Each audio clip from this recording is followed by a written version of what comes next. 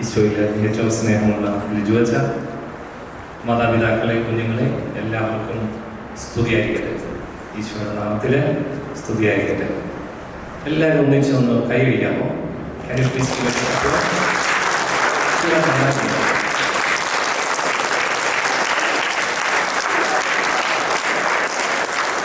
Thank you. This is not for me, it's for you. Do you know why? Any reason? ഇതെനിക്കല്ല, നിങ്ങൾക്ക് വേണ്ടിയാ. Okay, especially honored to be here.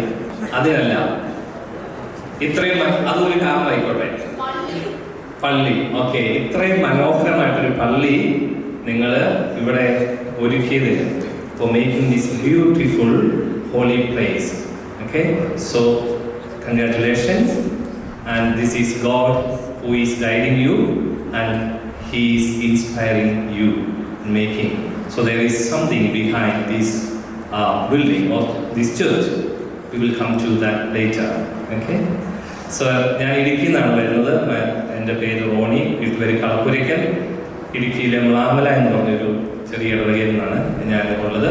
Zero Malabar സഭയിൽപ്പെട്ട ആളാണ്. Zero Malabar സഭയിലെ MCBS, missionary congregation of the blessed sacrament, ചുരുക്കി മലയാളത്തിൽ പറഞ്ഞ ദിവികാരുണ്യ missionary സഭ എന്ന ഒരു സന്യാസ സമൂഹത്തിൽ നിന്നാണ് ഞാൻ വരുന്നത്. ചങ്ങനാശ്ശേരിയിൽ ഒരു അതിരൂപതയിൽ സ്ഥാപിതമായ ഒരു സന്യാസ സമൂഹമാണ് ഇത്. പക്ഷെ ഇപ്പോൾ വർക്ക് ചെയ്യുന്നത് സീറോ മലബാർ ഡയസിസിലല്ല, ലാറ്റിൻ ഡയസിസിലാണ്. അപ്പം ഒത്തിരി ഡിഫറൻസസ് ഉണ്ട്. പക്ഷേ ഈ കമ്മ്യൂണിറ്റിയും, ഞാൻ ആദ്യമായിട്ടാണ് ഈ പള്ളി വരുന്നത്. ഇവിടെ വന്നതിന് ശേഷം പലരെയും കണ്ട് പരിചയപ്പെട്ട് പിന്നെ ഞങ്ങൾ നല്ല ആൾക്കാരായിട്ട് ജിതിൻചേട്ടനും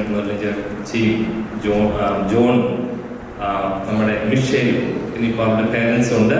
ഇവരൊക്കെ വലിയ കുഴപ്പമില്ലാത്ത നല്ല അയൽക്കാരായിട്ട് പോകുന്നു. അതുകൊണ്ട് നല്ല ബന്ധമുണ്ട്. അതുകൊണ്ട് നല്ല അപ്ഡേറ്റ്സ് ഒക്കെ ഈ പള്ളികളെ കുറിച്ച് കിട്ടാറുണ്ട്. അതുപോലെ തന്നെ എൻ്റെ ഒരു ആൻറ്റിയും 2 ആൻറ്റിമാർ ഈ സമൂഹത്തിലാണ് അവർ കല്യാണം കഴിച്ചുകൊണ്ടിരിക്കുന്നത്. അതുകൊണ്ട് ബന്ധം നമുക്കുണ്ട്. ഓക്കെ, നമുക്ക് പല ബാക്ക്ഗ്രൗണ്ടുകളിൽ നിന്നാണെങ്കിലും നമുക്ക് എല്ലാവർക്കും കോമൺ ആയിട്ട് ഒരാളുണ്ട്. Who is common among us in our differences. Yes, Jesus and our loving God. ആ ദൈവമാണ് നമ്മളെല്ലാവരെയും ഇവിടെ ഒന്നിച്ച് ചേർത്തിരിക്കുന്നത്. ഞാൻ അച്ഛനോട് ചേച്ചിയോട് ചോദിച്ചു 15 മിനിറ്റ് അല്ലേ എന്ന് ചോദിച്ചു. പറഞ്ഞു അച്ഛന് അൺലിമിറ്റഡ് ആണെന്ന് പറഞ്ഞത്. സ്പെഷ്യൽ ഓഫറാണ്. ആദ്യം വന്നിട്ട് ആദ്യത്തെ ദിവസം തന്നെ അടി മേടിച്ചിട്ട് പോകണ്ടല്ലോ, അതുകൊണ്ട് അൺലിമിറ്റഡ് ആക്കത്തില്ല, ഞാൻ നിർത്തിക്കോളാം 15-20 മിനിറ്റിനുള്ളിൽ. അത് പറഞ്ഞപ്പോൾ ഒരു കഥ ഓർമ്മ വന്നേ. പണ്ടൊരു വികാരി അച്ഛൻ നല്ല പ്രസംഗമൊക്കെ ഒരുങ്ങിയിരിക്കുക. അന്ന് വിഷയം നല്ലൊരു സബ്ജക്റ്റായിരുന്നു. അപ്പം അച്ഛനിങ്ങനെ നല്ലതായിട്ട് പ്രസംഗമൊക്കെ ഒരുങ്ങിയിരിക്കുക. ഉച്ച കഴിഞ്ഞത്തെ കുർബാന, ഒരു 4 മണിയുടെ കുർബാന 3 മണിയായപ്പോൾ തൊട്ട് പെരുമഴയായി. കുർബാന സമയപ്പോൾ ആരും വരുന്നില്ല. അച്ഛൻ ആകെ സങ്കടമായി. അപ്പോൾ ഒരു 4 മണിയായപ്പോഴത്തേനും ഒരു ചേട്ടൻ വരുന്നുണ്ട് കുർബാനയ്ക്ക്. അച്ഛന് ഒരാളെ കണ്ടപ്പോഴത്തേനും ആ മൂഡ് പോയി. കാരണം ഒരാളായിട്ട് ഇത്രയും നല്ല പ്രസംഗം എങ്ങനെയാണ് പറയുന്നത്. അപ്പോൾ ആ ചേട്ടനോട് പറഞ്ഞു, ചേട്ടാ പ്രാർത്ഥിച്ചിട്ട് പോകുമോ, കുർബാനയില്ല, വേറെ ആരും വന്നിട്ടില്ലെന്ന് പറഞ്ഞു. അപ്പോൾ ചേട്ടൻ ഒരു കാര്യം പറഞ്ഞു അച്ഛനോട്. അച്ഛൻ, ഞാൻ കോഴികളെ വളർത്തുന്നതാണ്, എനിക്ക് 100 കോഴികളുണ്ട്. അപ്പം ഭക്ഷണം കൊടുക്കാൻ സമയമാകുമ്പോൾ അതുങ്ങളെല്ലാവരും ഒന്നിച്ച് വരും. ഒരു കോഴിയെ വന്നുള്ളെങ്കിലും ഞാൻ ഭക്ഷണം കൊടുക്കാതെ പറഞ്ഞു വിടിയെന്ന്. അച്ഛന് ആകെ മനസ്സിലായി എന്താ പുള്ളി ഉദ്ദേശിച്ചത്. അപ്പോൾ അച്ഛൻ പറഞ്ഞു കുർബാന ചെല്ലിയേക്കാം. കുർബാന ചൊല്ലി നല്ല നീണ്ട പ്രസംഗമൊക്കെ നടത്തി സന്തോഷമായി തിരിച്ചു വന്നിട്ട് ചേട്ടനോട് ചോദിച്ചു എങ്ങനെ ഉണ്ടായിരുന്നു. നല്ലതായിരുന്നു അച്ഛാ, പക്ഷെ എനിക്ക് 100 കോഴികളുണ്ട്, അത് ഭക്ഷണം കൊടുക്കാൻ സമയമാകുമ്പോൾ ഞാൻ വിളിക്കും. ഒന്നേ വന്നുള്ളെങ്കിലും 99ൻ്റെയും ഭക്ഷണം അതിൻ്റെ പുറകിൽ ഇടില്ല.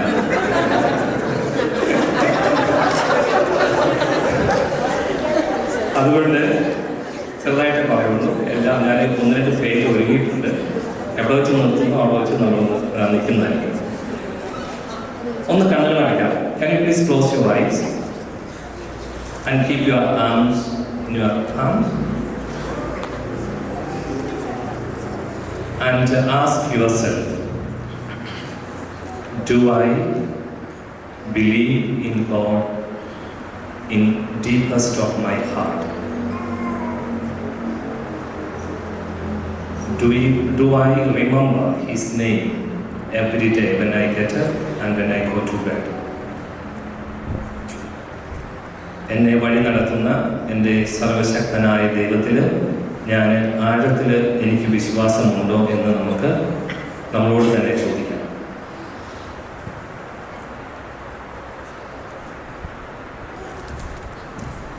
കണ്ടു തോന്നുന്നു, അത് നിങ്ങൾക്ക് പേഴ്സണലായിട്ട് ചോദിക്കാനുള്ള ചോദ്യമാണ്. കഴിഞ്ഞ ദിവസം എനിക്കൊരു ഫോൺ കോൾ വന്നു. എനിക്കറിയത്തില്ല, ഒരു അൺനോൺ കോളായിരുന്നു. അപ്പം കോളിൻ്റെ അങ്ങേ തലയ്ക്കൽ മലയാളം പറയുന്ന ചേട്ടനാണ്. എന്നിപ്പോൾ എൻ്റെ ഒരു കസിൻ ചേട്ടൻ നമ്പർ കൊടുത്താണ്, അവർ ഒന്നിച്ച് പഠിച്ചതാണ്.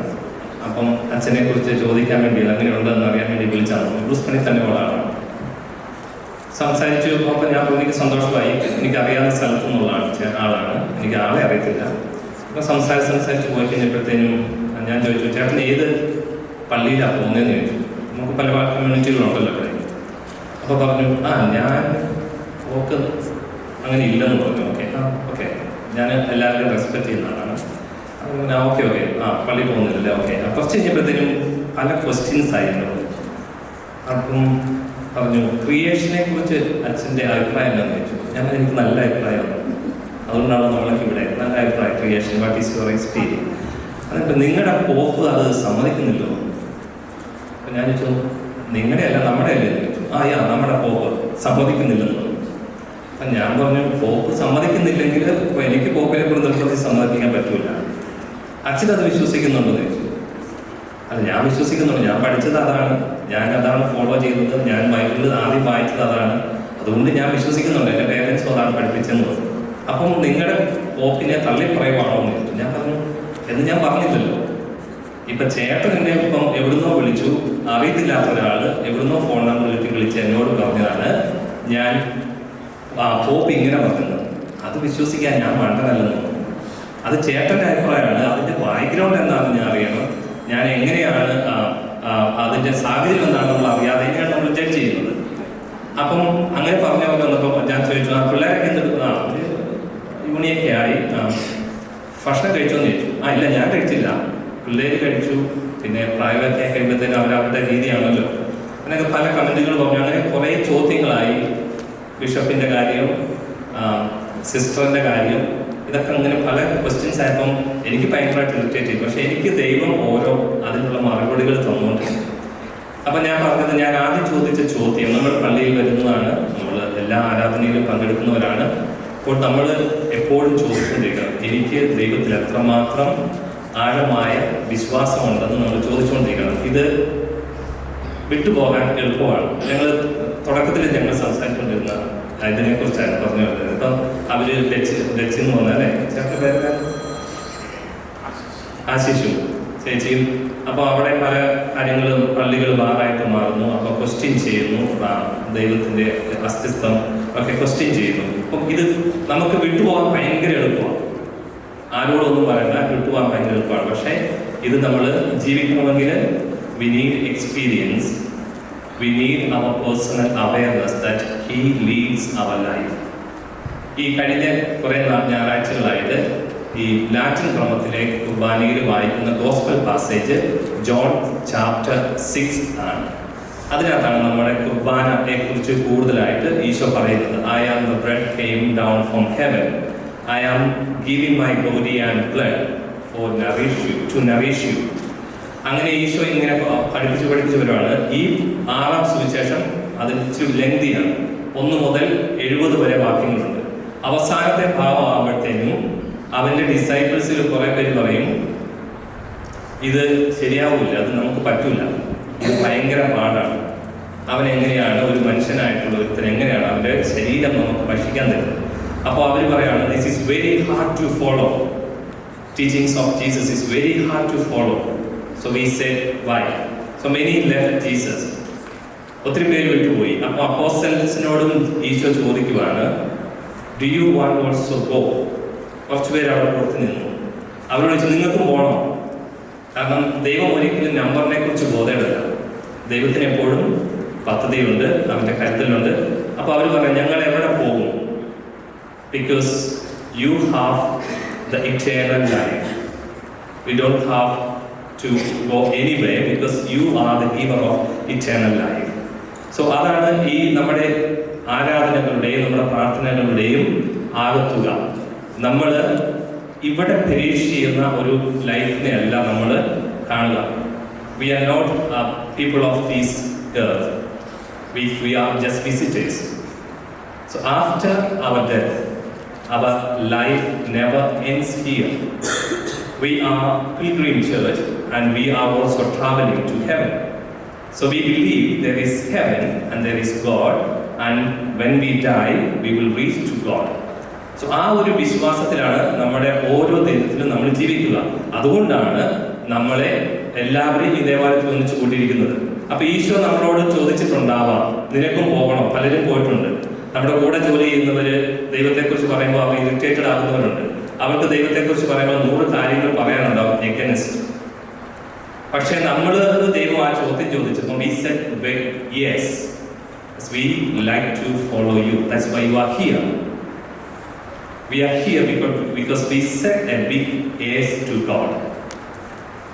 ആ യേസിന്റെ സമയത്തും നമ്മൾ ഒരു പ്രത്യേക സാഹചര്യത്തിൽ നമ്മൾ വേറൊരു രാജ്യത്ത് ജീവിക്കുമ്പോൾ നമുക്ക് ഒത്തിരി ടെംപ്റ്റേഷൻസ് ഒക്കെ ഉണ്ടാവും.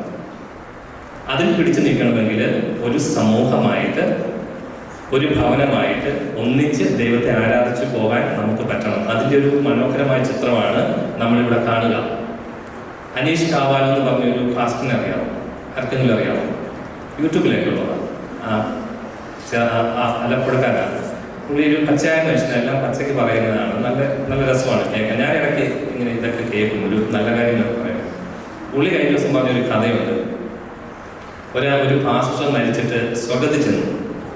അവിടെ ചെന്നിട്ട് പത്രോസിനോട് ചോദിച്ചു, is there any Methodist here? Pathros ഇവിടെ ആരും ഇല്ലെന്ന് പറഞ്ഞു. Any Pentecost? അങ്ങനെ ആരും ഇവിടെ കയറിയില്ലെന്ന്. Any Syro Malabar, Syro Malankara, Orthodox? No one is here. പുള്ളിക്ക് ആകെ സങ്കടമായി. പുള്ളി നേരെ നരകത്തിലേക്ക് പോയി. നരകത്തിൽ പോയിട്ട് ഇതേ ചോദ്യം ചെന്ന് പോയിട്ട് ഇവിടെ ആരും അങ്ങനെയുള്ളവർ വന്നില്ലെന്നു. വീണ്ടും സ്വർഗത്തിൽ വന്നിട്ട് പത്രോസിനെ ചോദിച്ചു, I couldn't find my people, any of them or any other group here. Where are they? അവരെല്ലാം എവിടെ പോയേക്കാന്ന് വെച്ചാൽ, അപ്പം പത്രോസ് പറഞ്ഞു, നീ പറഞ്ഞ ഗ്രൂപ്പിൽപ്പെട്ട ആരുമില്ല. സർവശക്തനായ ദൈവത്തെ അംഗീകരിച്ച് ഫോളോ ചെയ്യുന്ന ഒരുപാട് പേര് ഇതിനകത്ത് കയറിയിട്ടുണ്ട്. അതിനകത്ത് വേണമെങ്കിൽ കയറി നോക്കിയാൽ നിന്റെ ആൾക്കാരെ കണ്ടെത്താൻ പറ്റും. പുള്ളി കയറി നോക്കിയാൽ അവിടെയുണ്ട്. അപ്പം സ്വർഗത്തില് അവിടെ ഗ്രൂപ്പുകളോ ഡിവിഷൻസോ അങ്ങനെയൊന്നുമില്ല. അവിടെ ദൈവത്തിൻ്റെ ഭവനമാണ്. അവിടെ നിരന്തരമായിട്ട് ദൈവം സ്തുതിഗീതങ്ങളായി നയിക്കുന്നതാണ്. നമ്മളെല്ലാം ദൈവത്തിൻ്റെ മകനും മകളുമായിട്ട് സ്വർഗത്തിലേക്ക് പോവുകയാണ്. എനിക്ക് 2 കാര്യം സ്പെഷ്യലായിട്ട് നിങ്ങളോട് പങ്കുവെക്കാനുണ്ട്. ഒന്നാമതായിട്ട് പോപ്പ് ഫ്രാൻസിസ് ഈ ഇടയ്ക്ക് ഒരു ചാക്രിയിലേക്ക് വന്നു എഴുതിയതിനകത്ത് എനിക്ക് ഇഷ്ടപ്പെട്ട ഒരു വാചകമുണ്ട്. അത് നമുക്ക് ഒത്തിരി ചേരുന്നതാണ്. Our God is a God of relocating. Relocate ചെയ്യുന്ന ദൈവമാണ് നമുക്കുള്ളത്. സഭയുടെ അല്ലെങ്കിൽ ദൈവജനത്തിന്റെ ചരിത്രം മുഴുവൻ നോക്കിക്കഴിഞ്ഞാൽ, ഈജിപ്തിൽ നിന്ന് പുറപ്പെട്ടത് മുഴുവൻ നോക്കിക്കഴിഞ്ഞാൽ എല്ലാവരെയും ദൈവം റീലൊക്കേറ്റ് ചെയ്തിട്ടുണ്ട്. ചുമ്മാ റീലൊക്കേറ്റ് ചെയ്യുവല്ല. റീലൊക്കേറ്റ് ചെയ്തപ്പോഴെല്ലാം ദൈവത്തിന്റെ പ്രസൻസ് ഉണ്ടായിരുന്നു, പ്രൊട്ടക്ഷൻ ഉണ്ടായിരുന്നു, ഒപ്പം ദൈവത്തിന് ഒരു പേർപ്പസ് ഉണ്ടായിരുന്നു. അതോടുകൂടിയാണ് ദൈവം എല്ലാവരെയും റീലൊക്കേറ്റ് ചെയ്തിരിക്കുന്നത്. അപ്പം ഈ റീലൊക്കേറ്റ് ചെയ്യുന്ന സമയത്ത് നമ്മൾ കാണുന്നുണ്ട്, ഇസ്രായേൽ ജനം വരുമ്പോൾ അഗ്നിസ്തൂപവും മേഘസ്തംഭവും മന്നയും കാടപ്പക്ഷിയും അല്ലെങ്കിൽ പാറയിൽ നിന്ന് ജലവും കടൽ 2ആയിട്ട് മാറുന്നതും അങ്ങനെ പല എക്സ്പീരിയൻസ് നമ്മൾ കാണുന്നുണ്ട്. അപ്പം നമ്മുടെ ജീവിതമായിട്ട് അത് വെച്ച് നോക്കുമ്പോൾ we are also relocated from our mother land. നമ്മളും റീലൊക്കേറ്റ് ചെയ്യപ്പെട്ട ഒരു സമൂഹമാണ്. അപ്പം വെറുതെ റീലൊക്കേറ്റ് ചെയ്തതല്ല, നമുക്ക് കുറച്ച് പൈസ ഉണ്ടാക്കാനോ അല്ലെങ്കിൽ നല്ലൊരു ഭാവി മാത്രം മുന്നിൽ കണ്ടുകൊണ്ട് മാത്രമല്ല. That's one side, that's one of the main purpose. But ദൈവം നമ്മളെ ഇവിടെ ഈ സമൂഹത്തിൽ ഒന്നിച്ച് കൂട്ടിയിട്ടുണ്ടെങ്കിൽ, നമ്മളെ വേറൊരു രാജ്യത്തേക്ക് കൊണ്ടുവന്നിട്ടുണ്ടെങ്കിൽ, അവിടെ നട്ട് വളർത്തി നമ്മളെ പുഷ്ടിപ്പെടുത്തിയിട്ടുണ്ടെങ്കിൽ ദൈവത്തിന് ഒരു പേർപ്പസ് ഉണ്ട്. നമുക്ക് ചോദിക്കാം, ദൈവം എന്നിലൂടെ ആഗ്രഹിക്കുന്ന എന്താണ്? ഈ ഓസ്ട്രേലിയയിൽ, ഈ ബ്രിസ്ബണിൽ ഇവിടെ ഞാൻ ഒരു ജോലിയൊക്കെ ചെയ്ത് ജീവിക്കുമ്പോൾ എന്താണ് ദൈവം എന്നിലൂടെ ആഗ്രഹിക്കുന്നത്, നമ്മൾ അതിലേക്ക് പിന്നീട് വരാം. ഒരു ദിവസം ഒരു ഫാമർ, അദ്ദേഹത്തിനൊരു നല്ലൊരു പെങ്കൊച്ചുണ്ടായിരുന്നു. A farmer had a beautiful daughter and she fell in love with a young boy. And the boy said, I want to the father, I want to marry your daughter. And father said, you can't marry her easily. There is a test for you. Okay? And he said, I have 3 bulls. എനിക്ക് 3 കാളകളുണ്ട്. അതിലേതെങ്കിലും ഒരെണ്ണത്തിന്റെ വാലിൽ നീ പിടിച്ചാൽ ഞാൻ അവളെ കെട്ടിച്ചു തരാം. If you catch a tail of any of the 3 bulls, I will make marriage for my daughter with you. Anyway, the test time came and the bulls was in big cage, and the farmer opened the cage and the boy was astonished because he never seen such a big bull in his life. അപ്പോൾ പുള്ളി പറഞ്ഞു, ഇതുപോലൊരു വലിയൊരു കാളയെ പുള്ളി ഒരിക്കലും ജീവിതത്തിൽ കണ്ടിട്ടില്ല. പുള്ളി പറഞ്ഞു, മനസ്സിൽ പറഞ്ഞു, ഇനി 2 കൂടി ഉണ്ടല്ലോ, I will catch one of other 2 bulls tail. അത് വിട്ടു. The second bull also came out, and he found it very difficult. That was also too big bull. He left 2 chances. Then third cage opened, and he saw a small bull. ചെറിയൊരു കാള വരുന്നതാണ്. He was so happy. He jumped up and down and dancing, and the bull came to him, and he was ready to jump and catch his tail. Boom! He couldn't catch. You know why? No. The bull never had a tail. How unlucky he is. That's life. We will tell ourselves, oh, I will try tomorrow. I will do it tomorrow. So life gives different chances. We have to try from very beginning. Don't keep it for the last chance. Okay? And second point I want to make to you, that is, we have a prophetic call. രണ്ടാമത്തെ point എനിക്ക് പറയാനുള്ളത്, നമുക്കൊരു പ്രവാചകമായിട്ടുള്ള വിളിയുണ്ട്. Who is a prophet? Do you know who is prophet? Have you heard about prophet? And which prophet we have read today? From which prophet's book? The first reading? Yes, Daniel. Daniel was the first we have heard from. So, you know what? Who is the prophet? No? Yeah, he was a leader of community, and he was not only just a religious leader. The prophets are messengers of God. They are messengers of God with a special purpose to special people in a special time. So, when I say to you that we are prophets of this time, we are messengers of God. We have the call of messengers of God with a special purpose to the special people in a special time. Do you know why? Because we are in a country where there is 39% of Australian population says we don't believe in God. We don't follow any religion. Less than 20% of people believe in God and rarely come to church, including all the community as like Indian, Filipino and Korean, this community. അതായത് ഈ രാജ്യത്ത് 39% ആൾക്കാർ പുതിയ census അനുസരിച്ച്, അത് 2016-2021 census അനുസരിച്ച് 39% ആൾക്കാർ ഞങ്ങൾ ദൈവത്തിലോ സഭയിലോ വിശ്വസിക്കുന്നില്ല. അവർ നിരീശ്വരവാദികളൊന്നല്ല, വിശ്വസിക്കുന്നില്ല. No reason. 20% താഴെയാണ് വിശ്വാസം ടിക്ക് ചെയ്യുന്നവർ, അതിൽ പ്രാക്ടീസ് ചെയ്യുന്നവർ അതിലും താഴെയാണ്. അങ്ങനെയുള്ളൊരു സമൂഹത്തിൽ എന്താണ് നമ്മുടെ message of God to bring? So you children, you go to your schools, so you will find your friends, they never go to church because their parents never take them to the church. But you come to church every week at least, every Sunday. You listen gospel and you listen scriptures and you listen with your catechism good things for the society and good things about God. You need to share with your friends. നമ്മൾ work ചെയ്യുന്ന സ്ഥലങ്ങളിൽ അല്ലെങ്കിൽ നമ്മളായിരിക്കുന്നിടത്തൊക്കെ നമ്മുടെ ഫ്രണ്ട്സിൻ്റെ വലയത്തിലൊക്കെ ഒരുപാട് പേര് ദൈവത്തെ തള്ളി പറയുന്നവരോ അല്ലെങ്കിൽ വിശ്വാസമില്ലാത്തവരോ ആയിരിക്കും.